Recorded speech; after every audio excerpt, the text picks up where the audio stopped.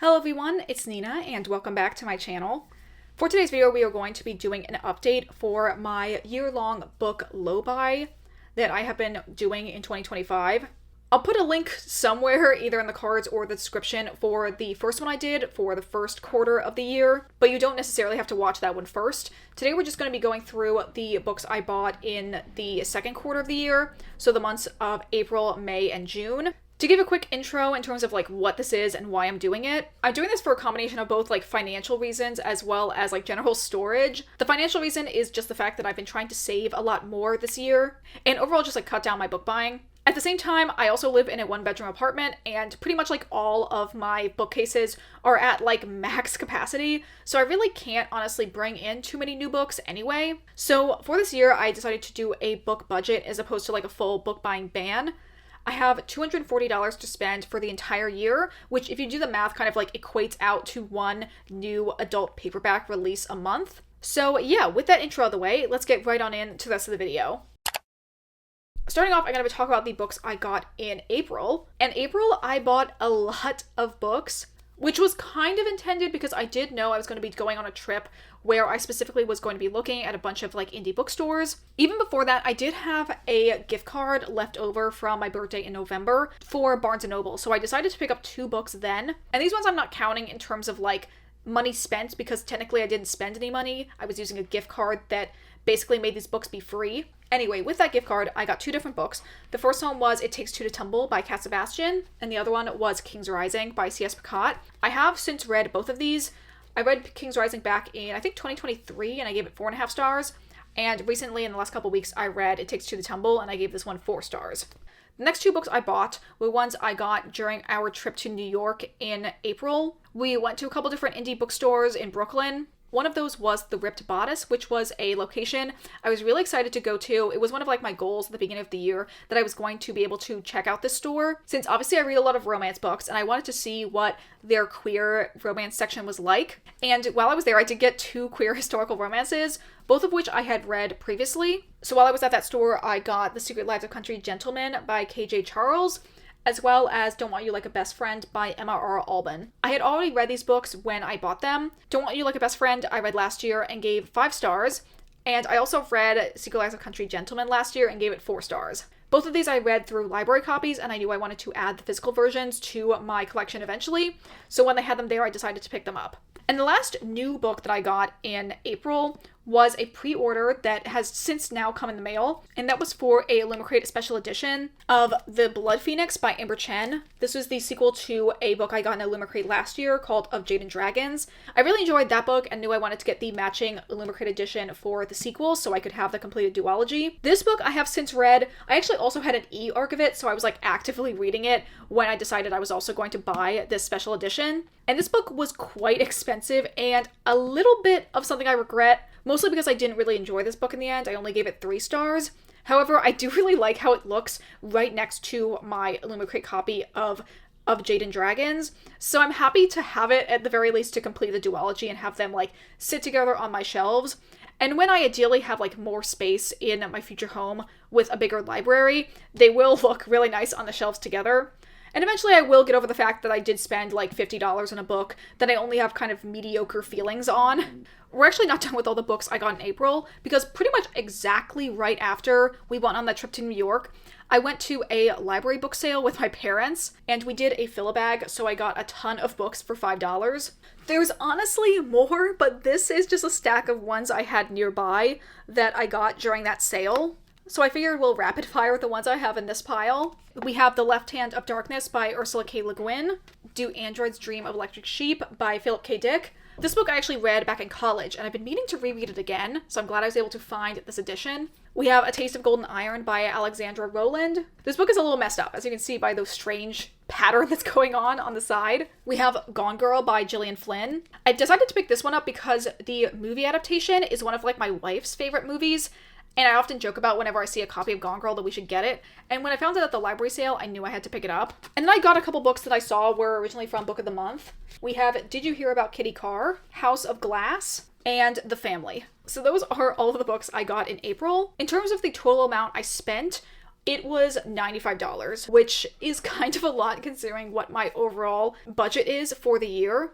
Okay, now let's move into May, and in May I actually only got one book, and that was a new release I was very excited for, which was the Iron Flame paperback. This book I got at my local indie bookstore. I actually had to go in and ask them if they could order it for me because they didn't have it in stock. But I'm glad I did go ahead and get it from my indie bookstore instead of having to go to Barnes & Noble. And this after tax was $23.31. And that was the total I spent in May. And then for books I got in June, the answer is none. I actually didn't buy any books in June. I'm going to move into some other stats and sources for books. In terms of pre-orders, I didn't have any. I guess you could kind of count The Blood Phoenix, but it isn't a book I pre-ordered before this year and was waiting to come out in 2025. It was one that I had pre-ordered in April and then didn't get until the end of June. I thought I would also include some of the books I ended up finding at Little Free Libraries. The first one of those is The Wager by David Grann. I was so excited when I saw this at a Little Free Library because it was a book I was really excited to eventually read. And to get this really nice hardcover from a Little Free Library is just really great. This book I have since read and I gave it 4 stars. And the other book I found from Little Free Library is Malibu Rising by Taylor Jenkins Reid. This is another book I have been very excited to eventually pick up, and also very glad I was able to find it for free. Now let's go through some of the stats for the second quarter. In terms of the number of books I bought, I honestly didn't even count. I just wrote a lot in my notes because there's just so many books I got from the library sale. Just in the piles I have over here, I have 15 books, but there's actually a couple more I got from the library sale, maybe 5 or so, that are scattered in other bookshelves around my apartment. So I'm gonna say a conservative number of around 20 books in this last quarter. The dollar amount that I spent in the last quarter was $118.31. Ideally, I would have only spent $60 for the second quarter. And my overall spending for the year so far in this first half of the year is $194.10, which means I have $45.90 left for the second half of the year, which is probably not ideal. In terms of the percentage of the books I've read, a lot of the books that I individually went out to get, I think I read all of them.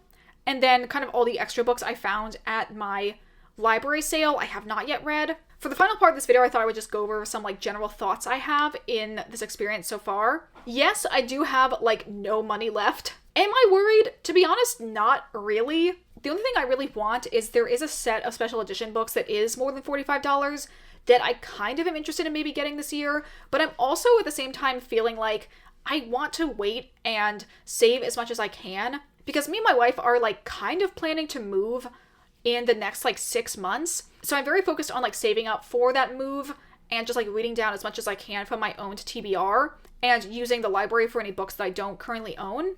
So I feel if I want to buy any special editions, I want to kind of wait until after that move, which has been a good way to kind of curb buying any books that would push me out of my budget.